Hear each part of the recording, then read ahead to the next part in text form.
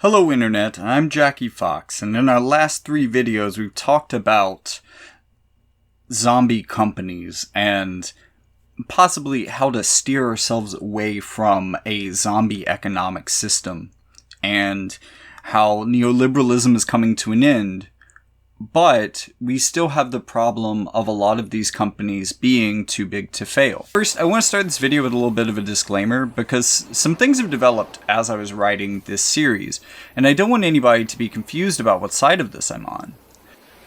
While I do think that the Fed's interest rate is largely to blame for the corporate rot that we have seen, especially over the last decade, and that it must be changed as policy in order to restore some functionality and resiliency to our economic institutions, but at the moment we're also experiencing what has been reported as 9% general inflation, with the highest specific inflation in oil and gas, which have increased nearly.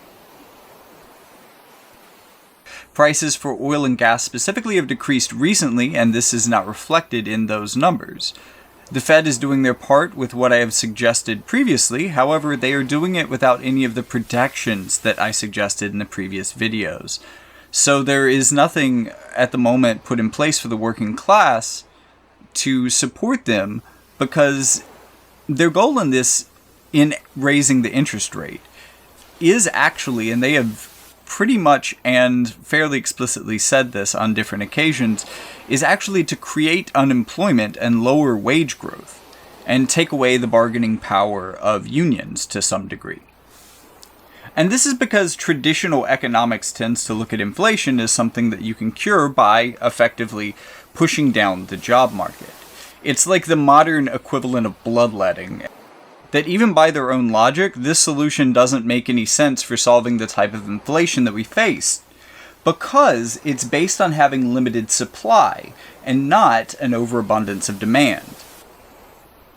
There is at least one exception to this, and I would be remiss for not mentioning that, and it is the housing market, where low interest rates have been driving a lot of speculative investment into real estate as a hedge against inflation for wealthy investors, which is a phenomenon that I've already talked about quite a bit, and this is definitely cooling that, because now if you have to get a higher interest rate on your mortgage, suddenly you're not gaining as much money, even if there is a lot of money that is, even if there's a lot of inflation that is making your debt less valuable. But other than that specific case, consumers having less money just doesn't solve the problems within our supply chains. And if we really want to fix inflation, we need to look at the industries where inflation is happening, and through a combination of breaking up monopolistic cartels to create competition within industries that would naturally drive down prices and limit the ability for companies to get away with the kind of price gouging that we're seeing right now, and perhaps providing specific grants and funding for relocalizing a lot of essential supply chains to the United States.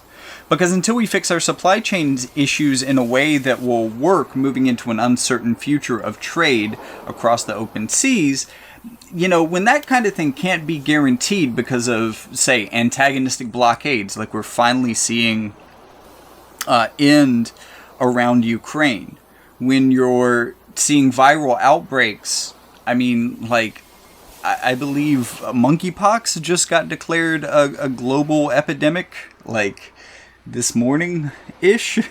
So, and COVID isn't entirely gone, and the most recent strain is kind of troubling, actually. So, if we've got all of these things that can break down all of these big supply chains, that signals a lot of, we're moving into an era of global insecurity in that respect. And that is going to be, much more a significant driver of inflation, I think, than a lot of the stuff that we traditionally tend to think about. And, it's interesting because recently Jerome Powell, head of the Fed, said this, and I can't believe that this was said by this man. What the fuck? You have one job.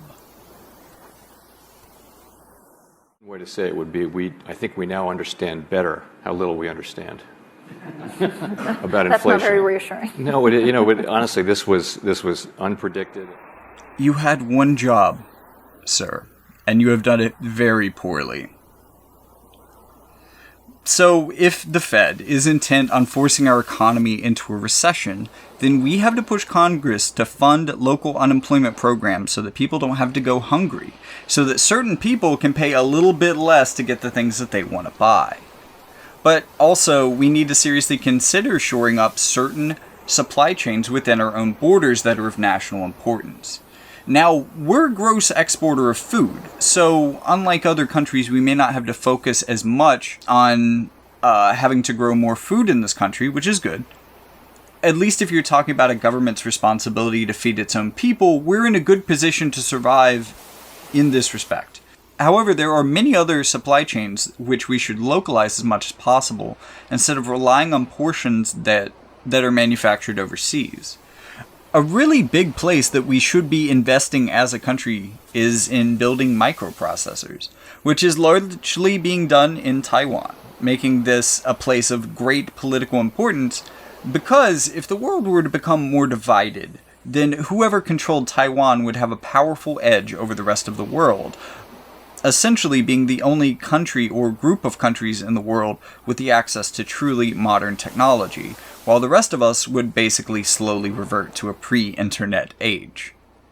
Like, that would probably be, if China moved on Taiwan, that would be the beginning of a kind of a new world order, and probably the first step in a new world war.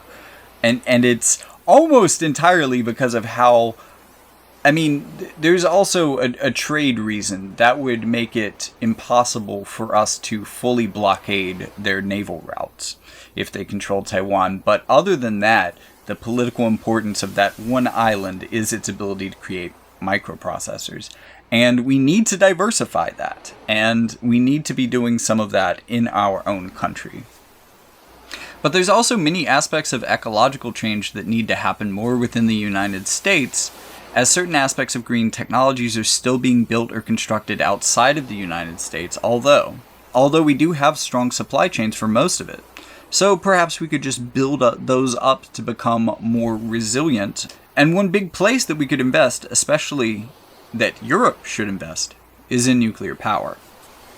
In Germany, at least, we can see a direct correlation between the country's dependence on fuel from Russia and the amount of nuclear stations they have in operation, because directly after choosing to take out some of those operations, they became incredibly dependent on Russian oil and natural gas, and are now having to reverse course. This sort of political leverage, I think, is a big reason why a lot of larger economies are going to grow more insular in exactly the way I'm describing, because nuclear power is a very effective way to build out particular areas' energy independence. And we're seeing just how much the collusion of just a handful of oil-producing nations has done to global inflation, and how Russia's blockades of a single country have caused massive hunger throughout some of the poor nations in the world that at the same time do not have the resources to feed their own country without importing food. And we have seen a number of resignations all over Europe, undoubtedly related to their government's inabilities to control the runaway inflation that they face. And a large part of that is because of their dependence on foreign oil and natural gas. There are so many political crises that could have been averted by investing in nuclear power even 5 and 10 years ago. The euro, which has generally been worth a fair amount more than the dollar, has actually begun to sink to the point where it is basically pegged to the US dollar at this point. Which is to say that a lot of the same things that are driving inflation here, oil and gas namely, are having a much more dramatic effect across Europe. And while shoring up our energy economies would be beneficial, not everything that is derived from oil and gas is necessarily energy related. However, if countries could use less of the oil that they import for energy and more for production than shoring up energy, this also helps to shore up the non-energy oil related production, such as the production of fertilizers and plastics. There's a lot of places that we could invest government money right now to ensure our economic future, but it has to be targeted.